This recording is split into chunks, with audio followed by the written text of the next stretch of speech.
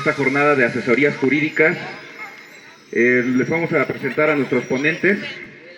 El primer ponente es el maestro Carlos Alberto Suárez Benumea. Él es licenciado y maestro en Derecho por la Facultad de Derecho de la Universidad Autónoma del Estado de México. Es estudiante del doctorado en Derecho Parlamentario en la misma facultad. Es abogado de trabajadores y trabajadoras. Y también es docente en las unidades de aprendizaje, Derecho del Trabajo y Proceso del Trabajo en la Facultad de Derecho de la UAMX. Les pido un fuerte aplauso para nuestro profesor.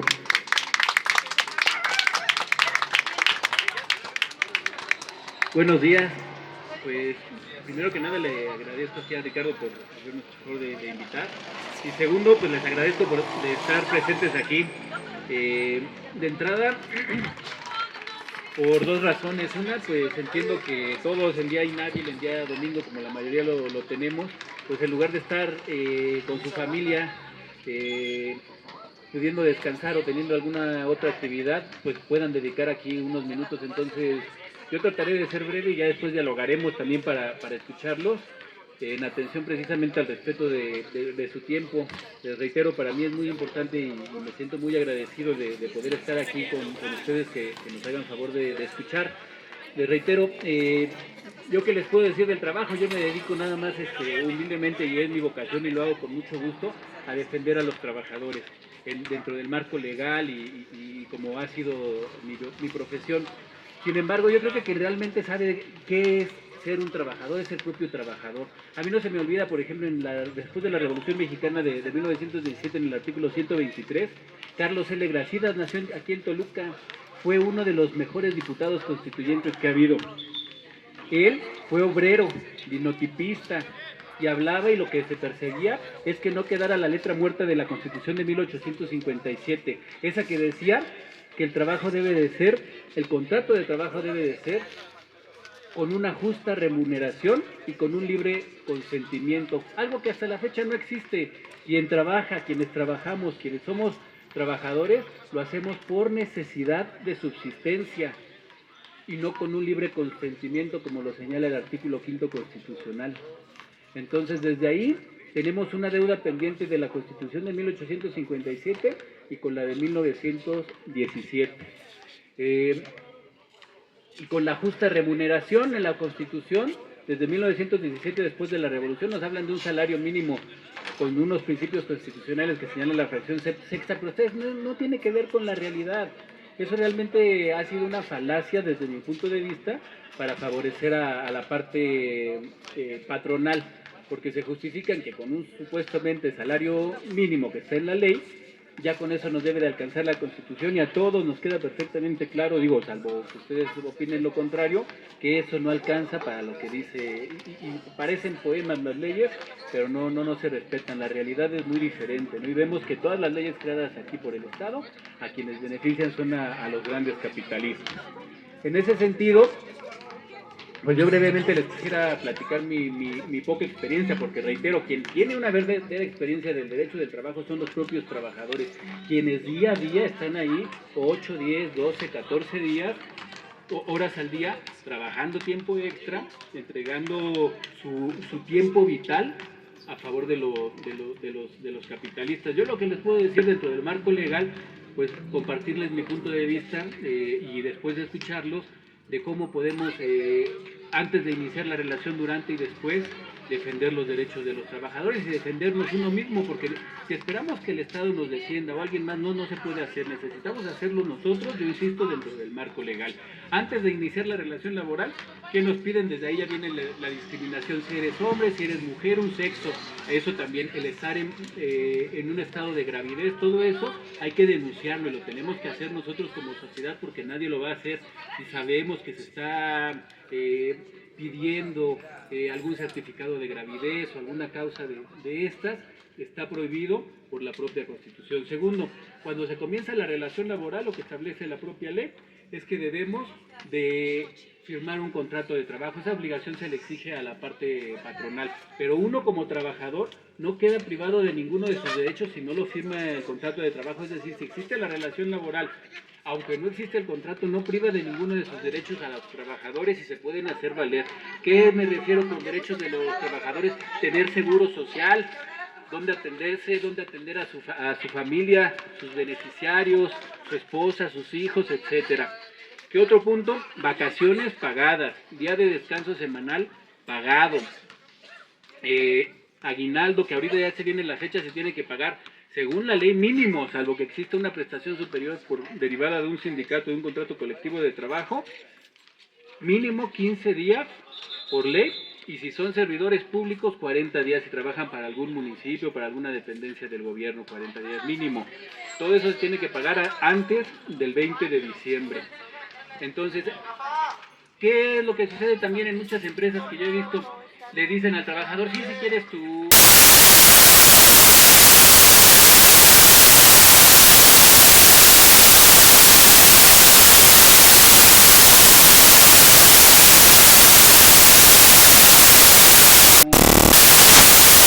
fotografía para saber exactamente y posteriormente reclamar la nulidad, porque nos condicionan. Nosotros tenemos que prestar nuestro servicio, entregar nuestra fuerza vital para que a cambio recibamos nuestro salario y con ese salario poder sobrevivir.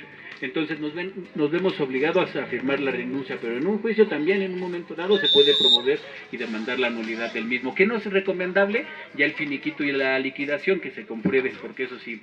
Ahora, durante la relación de trabajo muchas veces, ¿qué sucede? También hay que registrar la entrada y la salida, el horario. En un juicio, ¿qué va a decir? Porque muchas veces pasa, yo lo he visto muchas veces, las 24 horas del día lo dividen en turnos de 3 horas. El turno 1 de 7 a 14 horas, el turno 2 de 14 a 20 horas y el otro de 20 a 6. Es decir, de las 24 horas del día aproximadamente se dividen en 8 horas. Pero recuerden que en la noche se trabaja máximo 7 horas, entonces ya en ese turno le están quedando a uno a deber como trabajador 1 hora en la noche. Y en el mixto, cuando viene, por ejemplo, desde las 2 de la tarde a las 10 de la mañana, le están quedando a deber media hora, porque en el mixto que comienza después de las 8 de la noche son máximo 7 horas y media. Y uno como trabajador, ¿qué pasa? Lo mismo, tiene que aceptarlo, porque si demanda lo van a uno a despedir, pero ya el momento en el cual, inevitable, porque a todos nos van a despedir de todos los trabajos que desempeñemos cuando ya no le convenga al patrón, ahí es cuando hay que demandar, y demandar también nuestras prestaciones, pero saber, porque si no me quedaron a deber nada, no, si nos quedaron a deber porque en la noche solo se pueden trabajar 7 horas, y esa ahí otra cosa que estaba escuchando ahorita de las 40 horas, esperamos que los sindicatos nos hagan todo, no, tenemos que incluso nosotros formar sindicatos.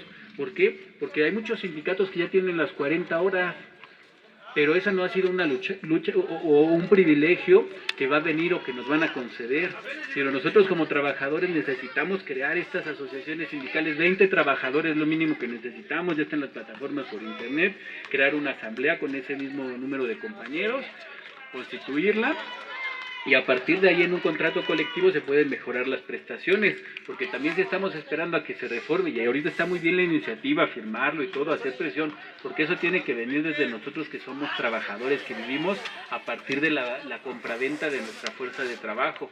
De lo contrario no va a hacer una concesión gratuita que vengan de los poderes del Estado. No favorecen a la población, sino históricamente en cualquier parte del lugar ha beneficiado a los grandes capitalistas. Nos dicen que luchemos por los intereses, pero de los capitalistas, no demandes porque está mal visto, no, ya después sí tienen repercusión, pero tenemos que hacer la lucha dentro de lo legal, pero hacer la lucha, demandar, no es nada indebido, porque luego se tiene la idea, ¿cómo saliste del trabajo? ¿Saliste mal? ¿A qué se refiere salir mal que demandó? No, salir bien es quien, si lo despiden injustificadamente, que demande y exija sus derechos laborales. Desde mi punto de vista, eso es salir bien, porque es una injusticia de la cual fue objeto y hay que hacerlo valer. Para eso están los canales legales y todo dentro de la civilidad, para que nos constituimos nosotros como seres humanos, como civilización y como país, porque reitero, si esperamos que venga de los poderes constituidos, no va a venir, lo tenemos que ir creando nosotros. Es por lo menos mi humilde punto de vista, que les agradezco los minutos que destinaron a esto para poderles externar mi experiencia defendiendo trabajadores, que les reitero, yo lo hago por vocación, es un gusto y es para mí un privilegio quienes hayan confiado en nosotros para representarlos, y lo mismo ahorita que ustedes estén aquí para hacernos favor de escuchar. Pues muchas gracias. Asesorías personales para quien se guste acercar, de cualquier tipo también. Venimos aquí a atender también casos de derecho civil, de derecho penal, aparte del derecho laboral. Entonces ahora va a hablar mi compañero Carlos Daniel González Tobar. Él es alumno de 9º semestre de la Facultad de Derecho de la Universidad Autónoma del Estado de México. Mi nombre es Carlos, para servirles a ustedes. ¿Qué más mencionarles de lo que ya ha mencionado aquí el profesor? Que tuve el gusto de que me diera clases en la universidad, y gracias a él es que pues tengo este interés de fundar esta organización y de estar hoy con ustedes. Más que nada, a mí me gustaría hacerles conciencia de que, como bien hizo mención el profesor, en el momento en que ustedes están despedidos, ya sea de 10, un año, no son 10 años donde estuviste 8 horas laborando, ¿no? Sino son 10 años donde tal vez tú te perdiste cuestiones familiares o personales por prestar ese servicio, ¿no? Entonces, no es solo que esas 8 horas laborales te las paguen, sino te paguen ese tiempo que a lo mejor tú no estuviste con tu familia, te perdiste momentos importantes, o que bien tú no lo utilizaste para un descanso o para una actividad recreativa que a ti te guste. Entonces, si bien dice el profesor, no es tanto que tú quedes mal, es exigir lo que tú entregaste hacia esa empresa, porque como bien dice esa empresa, lastimosamente todos somos sustituibles, ¿no?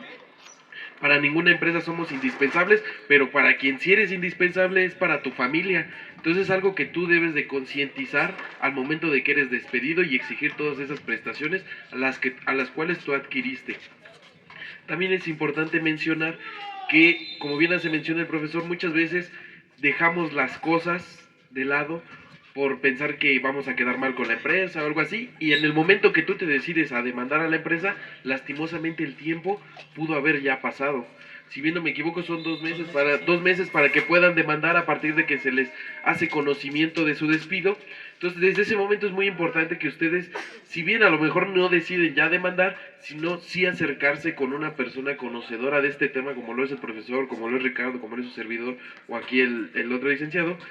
Es importante que se acerquen para que no dejen pasar este tiempo, y en el momento que ustedes se decidan tengan todas las herramientas de derecho para poderlo hacer, porque realmente cuando te despiden te dicen, sí, pero fírmame aquí, o fírmame acá, o fírmame allá, y no te das. Ahorita dimos una asesoría del profesor y yo, y su servidor, donde efectivamente el trabajador ya había firmado varias cosas, y ya cuando se quiere acercar con nosotros, ya hay bastantes herramientas de parte de la empresa para que nosotros no podamos accionar en contra de ella. Entonces es muy importante que, si a lo mejor no se deciden demandar, sí es importante que se acerquen con una persona conocedora de este tema, para que ustedes tengan el conocimiento de qué es lo que se puede hacer, cuáles herramientas, qué te conviene más, y conciliar, o sea, que te digan la verdad cuánto te vas a tardar, o si te conviene más conciliar, o si te conviene arreglarte, si te conviene, pero siempre con las herramientas de tener un abogado, porque la empresa tiene sus 1000 abogados, pero tú vas solo. Es lo que muchas veces yo estoy en contra, de que en las conciliaciones dejan entrar nada más al trabajador, y sí puede entrar el abogado de la empresa. Entonces, ustedes siempre tienen que estar bien asesorados y firmes de la convicción que les va a dar un abogado.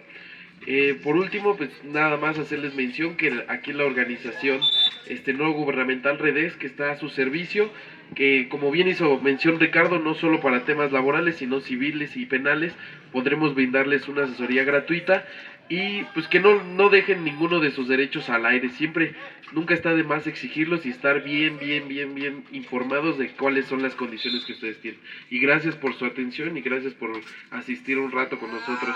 Así se tienen 2 meses, pero un año también para las prestaciones como tiempo extra, aguinaldo, reparto de utilidades, porque a veces resulta que a uno renuncia, ya le pagaron de cierta parte, pero todavía queda pendiente lo de reparto de utilidades, y todo hay que saber que es hace un año. Entonces pasa más tiempo para que no lo dejemos perder, porque es, como diríamos coloquialmente, engordar la serpiente, ¿no? A los grandes capitalistas les sobra el dinero, pero a uno lo necesita para la subsistencia, y dejar perder esos derechos que ya fueron adquiridos por nuestro propio trabajo, pues yo creo que lo correcto es hacerlos valer. Perdón. Mi amigo Jonathan Uriel Morales Pineda, él también es alumno de 9º semestre de la Facultad de Derecho de la Universidad Autónoma del Estado de México. Él también se especializa en Derecho Penal, es uno de los mejores penalistas que he conocido dentro de la facultad. de mis compañeros, y también les viene a hablar de un tema muy importante. Les pido un fuerte aplauso para él, por favor. Jonathan, bueno, básicamente lo que les quiero compartir ya tiene relevancia de lo que les han hablado, y es de todas las mentiras que a veces nos dicen cuando somos trabajadores. Cuando el maestro Carlos empezó a explicarles, a hablarles de todas las partes que componía el trabajo, comentaba lo del salario mínimo, y ahí es donde tenemos la primera mentira. La primera es que el salario pues en realidad es demasiado bajo a lo que deberíamos de tener por el tiempo que trabajamos. La segunda mentira que viene aquí con las personas empleadoras es pues lo que nos alcanza con ese salario, porque de nada nos sirve tener un salario mínimo cuando la canasta básica está carísima, y la misma canasta básica que el gobierno estipuló, ¿no? Pero la realidad es que eso no cuesta la canasta básica. Si nosotros vamos a una tiendita, vamos al mercado, no nos va a costar eso la canasta básica, y no vamos a tener con ese salario mínimo para comprar todas las cosas que requerimos. Entonces, a lo largo del tiempo, las empresas, las personas que nos brindan la oportunidad de trabajar, pues se han encargado de hacer una serie de mentiras hacia nosotros, en el cual pues también nos meten miedo, y los trabajadores, por necesidad, pues aceptamos esas condiciones que nos brindan. Incluso aquí comentábamos la parte de que a veces se dan muchos abusos por parte de la empresa y muchas cosas que son delitos. Comentaba Carlos en este momento que los hacían firmar a veces su renuncia, o incluso los hacían parte de algún delito para de esa forma no poderles pagar sus prestaciones. Como cual a veces les dicen, no, es que cometió vandalismo, o defraudó a la empresa, o le robó, o lo que se ha dado últimamente, que dicen es que le llamaron por teléfono, lo extorsionaron y entonces defraudó a la empresa, entregó dinero. Pero en muchos casos también se ha dado que los mismos patrones son los que orquestan todas esas cosas para poder despedir a los trabajadores y no darles sus prestaciones, y pues despedirlos así. Entonces yo creo que esa no es la forma justa de trabajar, porque merecemos un respeto a todo nuestro trabajo y a todo el tiempo que le brindamos a la empresa. Como ya lo comentaba, no solamente es tiempo de trabajo, es tiempo de tu vida que nunca va a regresar. Entonces yo creo que lo mínimo que necesitamos es tener un trabajo mejor pagado, en mejores condiciones, y donde no estemos con el miedo de que nos vayan a fabricar algo, de que ahora qué van a hacer contra nosotros para podernos correr. Entonces, bueno, espero que la mayoría puedan acercarse a estas asesorías que se están brindando hoy, y de lo que se trata es de dar una experiencia profiláctica. ¿A qué me refiero con esto? De tratar de prevenir estas acciones mientras trabajamos, porque si bien hay ya pues recursos legales que se pueden aplicar ya que sucedieron las cosas, lo que nosotros buscamos es que no les sucedan, que ustedes antes de tiempo tengan este conocimiento para que pues en el momento que puedan pasar o que lleguen a pasar, sepan cómo actuar y sepan qué poder hacer. Muchas gracias y espero puedan acercarse. De San Andrés Cuexcontitlán, sepan que aquí en las instalaciones del Cantón Libertario pueden encontrar asesorías. Nosotros como universitarios, siendo conscientes de que la universidad pública es pagada por el pueblo, porque es pública y nosotros la pagamos con nuestros impuestos, nosotros justamente nos debemos al pueblo que paga esta educación. No es que nos la regale el gobierno, sino que ustedes con sus propios impuestos están pagando la educación de miles de estudiantes. Por eso es una universidad pública. Entonces, esa es una de las razones por las que estamos aquí. Que sepan que en el Cantón Libertario, aquí con los compañeros, con Alejandra, con Rigo, pueden encontrar también apoyo, no nada más de corte jurídico, sino también para organizarse, para generar eventos culturales, para ofrecerles sobre todo a nuestros jóvenes y a la población en general otros horizontes culturales, específicamente para alejarlos de los malos pasos en los que las 3 delegaciones otomíes de la zona norte se encuentran. Ustedes saben que aquí dentro de esta zona es muy común la venta de droga. Estamos infestados por esta adicción. Nuestros jóvenes, los que somos habitantes de aquí, somos conscientes de este tipo de problemáticas.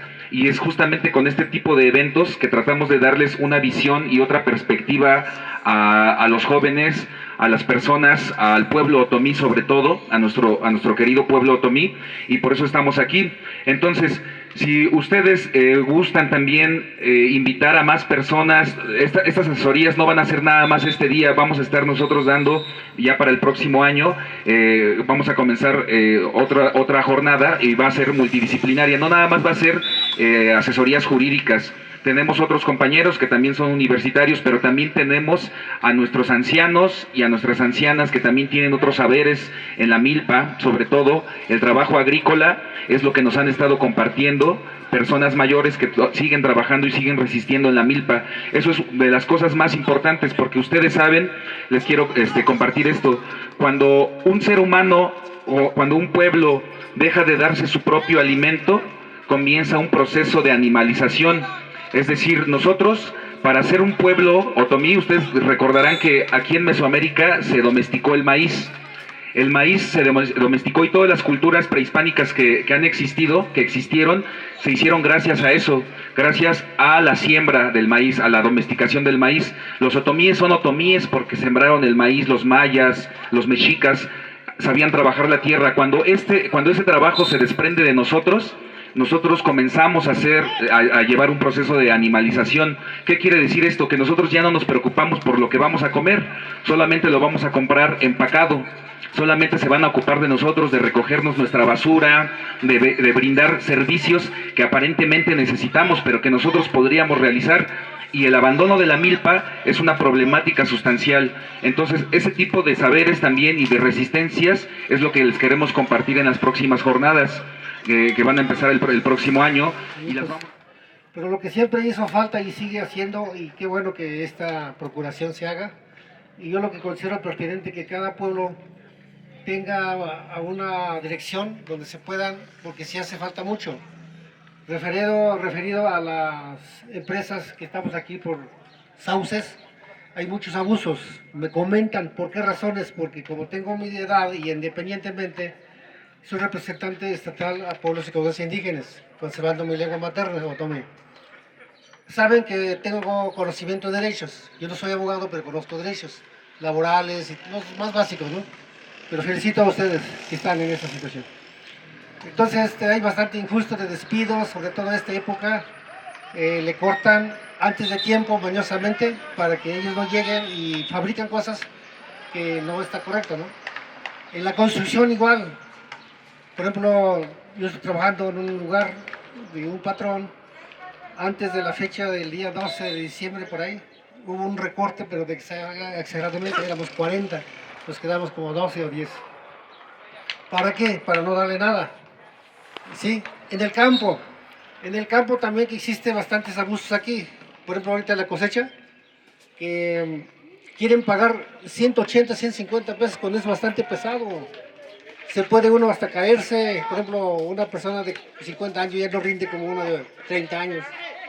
Y también eso es importante que se vea, ojalá, como usted acaba de decir, licenciado, las leyes están allá, pero lamentablemente eso lo adornan los diputados, pero ninguna ley, ningún derecho le favorece al pueblo. Ninguno, que quede claro. Yo conozco eso, mis derechos, como indígena lo conozco, que acaba de salir un decreto presidencial que nunca se había tenido, el segundo, por cierto, 100% a eso. Pero ¿qué sucede? Que tenemos que aglutinarnos a decirnos cómo está esto, informarnos, y sin vetar ninguna ocultación de información. Lo que se tenga a la mano al alcance, que se convoque, que se dé. Esa es la parte de socialización que debemos de tener como pueblo. De ciertas edades. Normalmente a veces desconocemos de muchos de nuestros derechos, ¿no? A veces los básicos los desconocemos, los conocemos, pero no sabemos más el trasfondo de ellos. Entonces sí, agradezco eso, gracias por la invitación, Ricardo, todos aquí, el profesor, compañeros. Y pues también llevar a estas pláticas o estas reuniones pues más de los 3 municipios de los 3 poblados o delegaciones que mencionaron aquí de la parte norte de Toluca, pues igual llevarlo a Temoaya, ¿no? Sabemos que en el Estado de México y sobre todo Toluca, hacer una ciudad industrial tenemos varios corredores, varios parques industriales, pues hemos visto, y lo hablo de la manera profesional y no profesional, los salarios están muy degradados, ¿no? Son muy miserables, míseros, no nos alcanza y piden mucho, ¿no? Exigen mucho, ¿no? Exigen tiempo, que estemos disponibles, que seamos, ¿cómo lo dijo? Tolerantes a la frustración, al estrés, ¿no? Entonces son situaciones que nos van mermando como trabajadores, ¿no? Afortunado o desafortunadamente hay trabajos que sí te respetan las 8 horas, hay trabajos donde te explotan y son más de 12 horas laborales, ¿no? Y no te pagan horas extras. Entonces creo que esto es importante, ser un parteaguas para que conozcamos esta zona, ¿no? Sabemos que somos la capital del Estado de México y que desgraciadamente producimos entre el segundo y el tercer municipio del PIB a nivel nacional, ¿no? Entre ellos está Tlalnepantla y Toluca, ¿no? Pero desgraciadamente, ¿quién se lleva esa ganancia? ¿Quién se lo lleva, no? Pues los grandes empresarios, los dueños de las empresas, las industrias, ¿no? Y a nosotros pues nos pagan pues sí, comparado con la exigencia y todos los requisitos que nos piden para conseguir un trabajo, pues nos pagan una miseria, ¿no? Entonces, creo que sí es importante llevar estas jornadas, o no sé cómo decirlo, estas reuniones, estas asesorías, a más pobladores, y efectivamente, ¿no? Llegan en un punto que te intimidan, ¿no? Te intimidan, te pasa con el abogado, te hablan, ¿no? Que tú esto, y dices, no, ¿por qué no? O sea, ¿yo por qué voy a firmar esto? Pero desafortunadamente a veces pasa, ¿no? Y ahorita como mencionan, que se puede todavía demandar a pesar de que ya se firmó, ¿no? Porque desafortunadamente usan pues sus armas bajas, ¿no? Los dueños o las empresas, ¿no? De tal manera que firmes y que ya te vayas y cantar, ¿no? Lo ve de una manera de, ay, qué bueno, ¿no? Trabajaste, qué bueno, estás agotado. Y no, o sea, ¿por qué tengo que estar agotado, no? Un trabajo me debe de rendir para ganar un sustento, tenerle o brindarme una calidad de vida a mí, a mi familia, a mis allegados, y también disfrutar del descanso, ¿no? Que desafortunadamente todavía sigue siendo mal visto descansar o tomarte tus 2 días de descanso. Gracias. Por las asesorías. Y mi pregunta es, ¿cómo funciona lo del outsourcing? Gente que entra a trabajar por medio de otra empresa para otra empresa, pero ese detalle de que la empresa para la que están trabajando no te proporciona las utilidades que corresponden a la ley. Como que ni está en la ley, o sea, ahí también se ve cómo nos van dominando hasta por la cuestión del idioma. Ahorita que decía Ricardo, quiero unir dos ideas que también se me venía a la mente. Una, la de rescatar precisamente hasta el autoempleo, ¿no? Decíamos, bueno, vamos descuidando la milpa, vamos descuidando un negocio que tenemos, porque la ideología dominante nos hace creer que mejor irnos a emplear y ser de oficina, etcétera, e ir a ser trabajador asalariado nos conviene más que ser un autoempleo, y abandonamos nuestras propias tierras, nuestro propio trabajo, nuestro propio negocio que nos permite para subsistir, y tiene que ver con algo, ser libre. Entonces, bueno, eso es con relación al comentario anterior que también no quería dejar pasar. Con relación al outsourcing, tiene una historia interesante, porque se supone que también viene de los carros. Ya ven que los estadounidenses, en lugar de tener sus empresas allá donde sí les pagan bien a sus trabajadores, vienen aquí, por ejemplo, 7, 8, 9 dólares por hora en Estados Unidos. Aquí 250 pesos al día, allá por hora. Entonces, si eso no es una esclavitud moderna, ¿qué es? Legalizada por las leyes creadas por el Estado. Entonces, ¿qué es lo que sucede? El outsourcing viene con Ford, las empresas de los carros. Aquí vemos alrededor muchos carros. Es lógico pensar que una sola empresa no hizo las llantas, no hizo los vidrios. Gracias, Richard. No hizo todos los componentes que llevan los carros. Entonces, las empresas, gracias, bien astutas, ¿qué es lo que empiezan a hacer? Ford es que es de la llantera, trabaja para Euskadi o cualquier otra empresa de llantas, y no trabaja para mí, para Ford, que ensamblo los carros. Y entonces, esa realidad la empiezan a utilizar alevosamente los patrones. Y vemos que quienes luego hablan por teléfono para las tarjetas de crédito están llamando de Atento o de otro tipo de empresas que les llaman, otra vez el anglicismo, de los call center famosos, hasta el propio seguro social. Nos ha tocado asuntos que son personas derechohabientes, trabajadores como nosotros, reitero, que vivimos de nuestra compraventa de la fuerza de trabajo, y trabajan para el seguro social. Y entonces cuando va uno de demanda, no, es que lo contrató el outsourcing que está X o Y, que son los call centers donde llama uno para la asesoría telefónica. ¿Qué se tiene que hacer ya legalmente ante esa realidad? La ley que nos señala, hay un principio en la Constitución, a trabajo igual corresponde salario igual, sin distinción alguna. Y si fue un trabajador del IMSS, no importa quién lo haya contratado, si fue Atento, si fue Atención Telefónica, que es uno de los outsourcing que utiliza el IMSS o cualquier otro,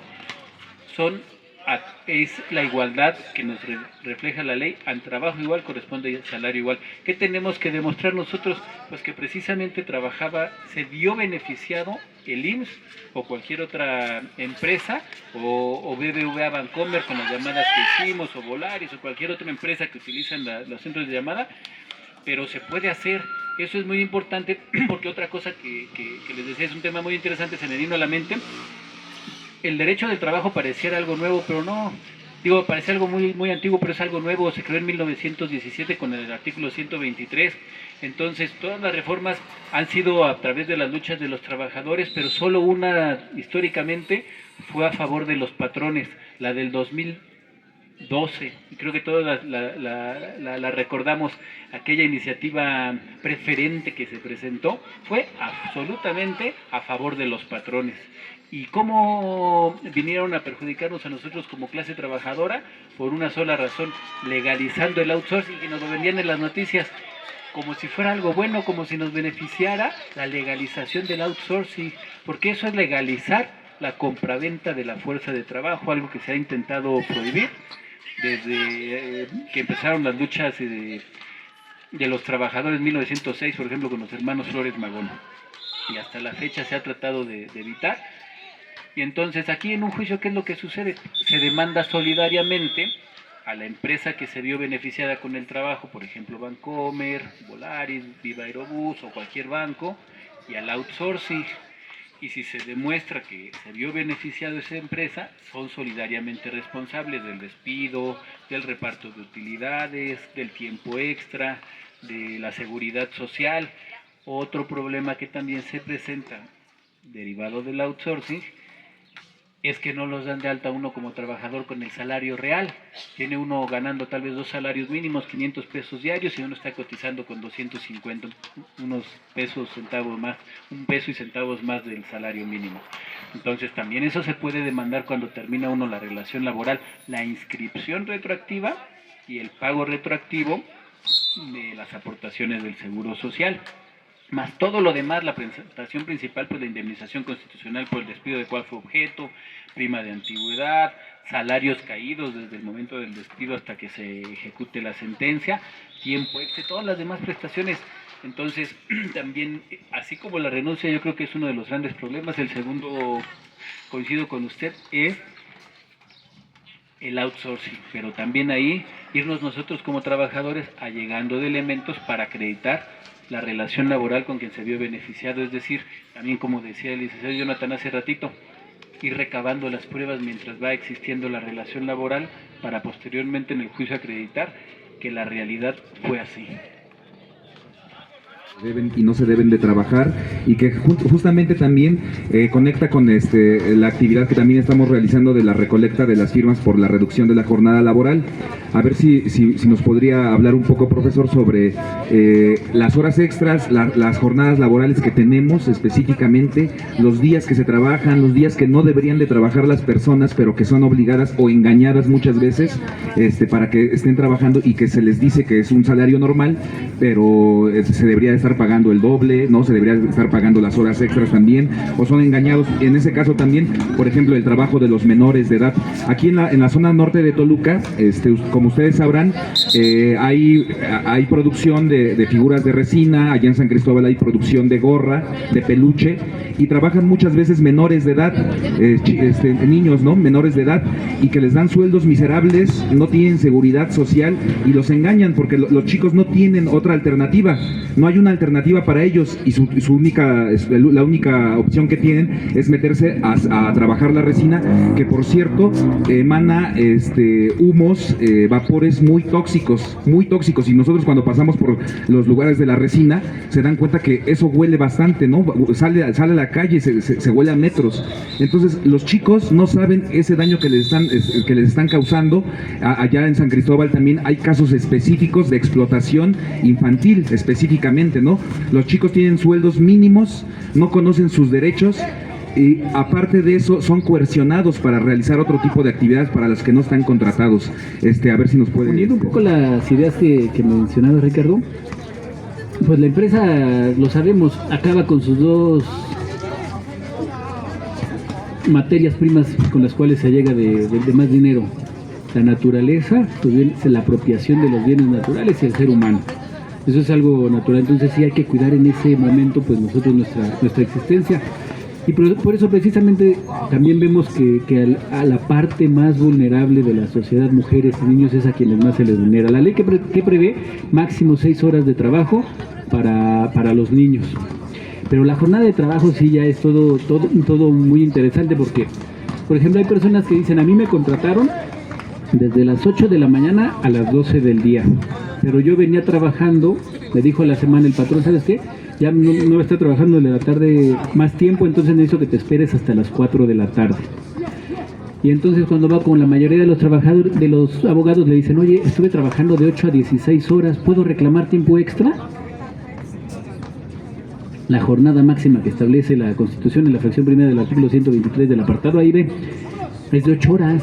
Entonces dice uno: de 8 a 16, lo primero que dice la lógica, pudiera decir uno no, pero en realidad sí, porque aquí se prevén dos cosas: una, la jornada pactada, que se pactó de 8 a 12 horas, y otra, la efectivamente elaborada, de 8 a 16 horas. Entonces ahí el trabajador también está trabajando tiempo extra, que a veces uno no lo sabe, porque se queda uno dentro de la idea de que es dentro del horario legal establecido tanto en las leyes como en la Constitución, entonces que no se puede hacer nada. Ahora, en cuanto a las 8 horas, nada más se prevé el trabajo del horario diurno, pero también la ley ya empieza a reglamentar eso. Desde las 6 hasta las 20 horas es horario diurno, o sea, hasta las 8 de la noche, y de las 8 de la noche, 20 horas a las 6 de la mañana es horario nocturno. Quien trabaja en el horario de la noche, su máximo legal es de 7 horas, quien trabaja en el horario diurno es de 8 horas. Pero ¿qué pasa con alguien que entra a trabajar a las 2 de la tarde y sale a las 10 de la noche? Ya está en ambos horarios. Entonces su máximo legal es de 7 horas y media, que es ahí también otro tema.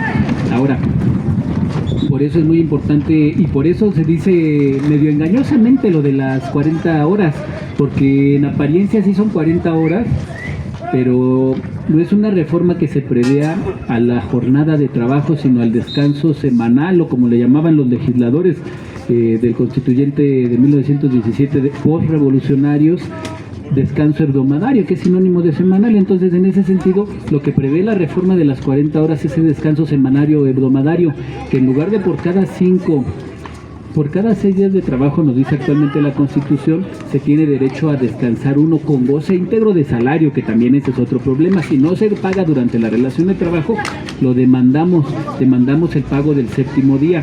¿Qué se pretende con la reforma? Que en lugar de que se establezca en la Constitución un descanso semanal por cada 6 días de trabajo, tener derecho a descansar uno con goce íntegro de salario, tener derecho a descansar 2 por cada 5 trabajados. Aquí otra vez, nosotros yo creo que como población lo tenemos que hacer, pero yo creo que tenía mucha razón aquí el representante en su intervención, que los políticos lo manipulan, porque yo lo he visto en el Tratado de Libre Comercio, en el capítulo 23, en el artículo 23, se obligan implícitamente a pactar también, como en Canadá y en Estados Unidos tienen su descanso de 5 días de trabajo por 2 de descanso. Pues una de las finalidades de las empresas, con ese discurso de que toda la región de Norteamérica estén homologadas las condiciones, viene, y ya ellos yo creo que ya lo capitalizarán, pero entre que pase, ¿no? Yo creo que nosotros como clase trabajadora lo que nos corresponde es nuestra labor de insistir, de presionar, porque insistimos, si nosotros no hacemos valer los intereses de nuestra clase, la cárcel, como decía aquí el estadounidense, ¿no? Hay una guerra de clases, una lucha de clases, sí, y era un gran empresario, y él decía: la vamos ganando. Y sí, porque ellos tienen a sus representantes ante las autoridades del Estado. Entonces, si nosotros no hacemos valer lo que nos corresponde como clase trabajadora, pues ellos seguirán ganando esa batalla. En este caso, en lo que estamos concreto, en los derechos de los trabajadores, donde se ve muy claro. Yo creo que eso es básicamente lo de la jornada de trabajo. ¿Cómo se tienen que pagar las clases? Por ejemplo, si alguien estuvo trabajando de 8 a 16 horas, pero únicamente lo contrataron para de 8 a 12 horas, ¿cuántas horas diarias está trabajando? 4. Por 6 días, porque estaba trabajando, supongamos, de lunes a sábado, 24 horas. Bastante. ¿Cómo se las tienen que pagar? Las primeras 9 al doble, de la 10ª hasta la última al triple. Así lo señala la Constitución. Ahora, eso está en la ley, pero viene aquí otro punto muy importante, porque relacionando el tiempo extra y las 40 horas, ¿cómo existen formas que se tiene como trabajador para mejorar esas condiciones de trabajo? A través de los contratos colectivos. ¿Quiénes lo celebran? Un sindicato con la empresa. Por eso también en los medios de comunicación pues se encargan de desprestigiar a los sindicatos, y que casi no tenemos nada que ver con los sindicatos y nos alejamos de lo mismo. Pero yo creo, como trabajadores, la única forma de mejorar las condiciones de trabajo, más allá de las de la ley, es a través de los sindicatos. Yo creo que esa también es una realidad que nos han querido vender precisamente como una idea que no nos conviene como trabajadores, cuando sí nos convienen los sindicatos, pero que verdaderamente constituyamos nosotros. Si esperamos a que el sindicato que ya está constituido nos vaya a beneficiar, eso nunca va a pasar. Tenemos que hacerlo nosotros, y a partir de ahí luchar por esas 40 horas, si bien no estén en la ley, por lo menos sí en los contratos colectivos, que hay muchos contratos colectivos que ya tienen su jornada de 40 horas, o sea, el descanso semanal, de en lugar de por cada 6 días de trabajo no descanso, 2 días de descanso por cada 5. Tienen, en lugar de 15 días de aguinaldo, ya tienen 18, 19, 20 días, tienen una jornada laboral en lugar de 8 horas, de 7 horas y media. Otro tema muy interesante con la jornada de trabajo es el tiempo de comida. Muchas personas dicen, trabajas de 8 a 16 horas, pero como te tomaste 30 minutos de comida, te vas a ir a las 4:30. No. Ese tiempo de comida se computa como parte de la jornada de trabajo. Entonces también hay que tenerlo presente.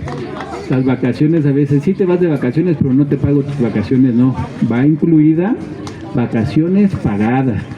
El descanso semanal, le dicen, ¿sabes qué? Te voy a pagar 250 pesos, que es el salario mínimo casi, por 6 días si le hacen la operación aritmética, y el 7º día no te lo pago porque no lo trabajas. No, lo que señala desde nuestra Constitución es el 7º día pagado, las vacaciones pagadas. Además hay otra prestación que se llama prima vacacional, un 25% mínimo del periodo de vacaciones, también es otra prestación. Todo eso tiene que ir pagado. Y bueno, más o menos esto tiene que ver con la jornada de trabajo. No te va a cobrar por la asesoría, ya que es muy importante mencionar esto, ya que él entiende la situación, como bien hace mención el profesor, en la que es importante mencionar esto, porque es importante entender que el abogado laboralista, a diferencia de otros abogados, como bien decimos nosotros, se la juega con ustedes. Si ustedes no ganan, el abogado laboralista no va a ganar.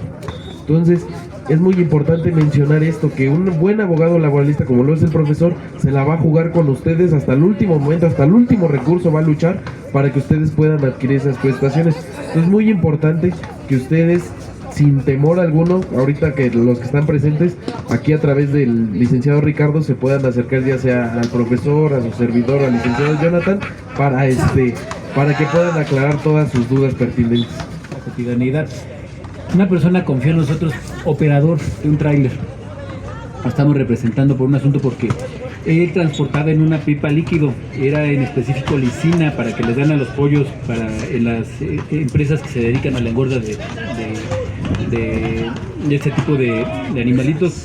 Entonces, al bajar la manguera, se golpeó en su ojo.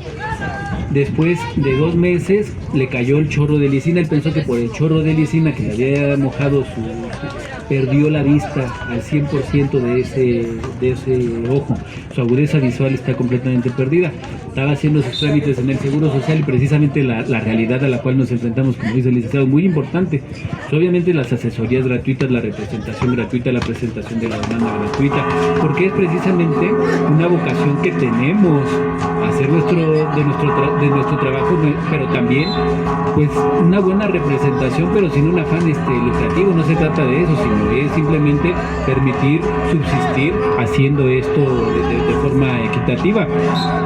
Y entonces ahí en el Seguro Social le dicen no, y ya empiezan, ya saben que otra cuestión ideológica, los abogados nos tachan de lo peor, y entonces y empiezan a quererlo convencer. Y dice, bueno, si quieres que te digan algo más, págame asesoría. Y entonces es muy cierto, quienes estamos aquí sin asesoría nos la jugamos. Yo creo que esa es la mejor forma. ¿Por qué? Porque hay muchos que quieren hacer leña del árbol caído. Eso también es una realidad. Y ahí se ve precisamente, si hay buenos resultados, qué mejor garantía. Y si no se cobra, no se cobra. Y se cobra y viene. Entonces, también no caer en ese juego, porque a veces también podemos caer en manos de charlatanes. Esa también es una realidad. Trabajo y sobre todo sobre la idea del trabajo. Lo que nosotros consideramos como trabajo no es trabajo. Eso es un concepto que tiene la ley, que tiene la Constitución, ¿no? Que es el trabajo jerárquico y asalariado. Pero filosóficamente, el trabajo es lo que ha formado a los seres humanos. Como yo les decía hace un momento, el trabajo en la milpa hizo a los otomíes y a todos los pueblos prehispánicos, los que domesticaron el trigo allá del otro lado del charco, es lo que los hizo generar su cultura, la agricultura justamente. Entonces, el trabajo es lo que nos hace humanos. Cuando nosotros nos desprenden del producto de nuestro trabajo mismo, nos desprende de nosotros mismos. Eso es una cuestión muy grave. Nosotros al fabricar, por ejemplo, una persona que trabaja en una fábrica de zapatos y fabrica 100 pares de zapatos a la semana, y tiene que trabajar dos quincenas o una quincena para poder comprarse un solo par de zapatos, eso es un robo específicamente. Pero a nosotros nos han vendido que eso es el trabajo digno. Pero ese no es el trabajo digno. El trabajo digno es el que no nos separa del producto de nuestro trabajo, que no nos quita el trabajo mismo y que no nos separa de nosotros mismos. Eso a lo largo de la historia ha generado las diferentes culturas que se generaron en la humanidad. Entonces, esta concepción del trabajo que genera la riqueza de las naciones es una concepción capitalista, es decir, una concepción que dieron los dueños de las empresas, los ricos, los dueños de las fábricas. Ellos dieron esta idea de lo que es el trabajo, nos vendieron esa idea para que nosotros digamos, bueno, es que tenemos que trabajar, pero no, eso no es trabajo, se llama esclavitud sofisticada o explotación, cualquiera de las dos. Cuando nosotros estamos en una situación donde nosotros como obreros, como trabajadores, trabajadoras, generamos la riqueza de esas empresas y el patrón no mueve un dedo, ¿por qué él tendría que ganar todo el dinero y nosotros una miseria? Nadie se pregunta eso. Y a lo largo de la historia se ha normalizado que eso es lo justo, que él, porque tiene el dinero y nosotros no tenemos nada, él tiene el derecho de ganar todo y nosotros lo mínimo. O sea, una miseria, y es un gran engaño. Entonces, a partir de eso, nosotros comenzamos, las luchas obreras comenzaron a darse cuenta, gracias a pensadores, gracias a luchadores sociales, que los trabajadores y eso que decían que era trabajo no era un trabajo. Entonces, el derecho del trabajo, como lo mencionaron anteriormente, es una lucha de trabajadores, es una lucha de obreros y de obreras que se encontraban en una situación extrema, insoportable de explotación y de esclavitud. Entonces, el derecho del trabajo, además de muchas otras luchas, es uno de los derechos más nobles que existen.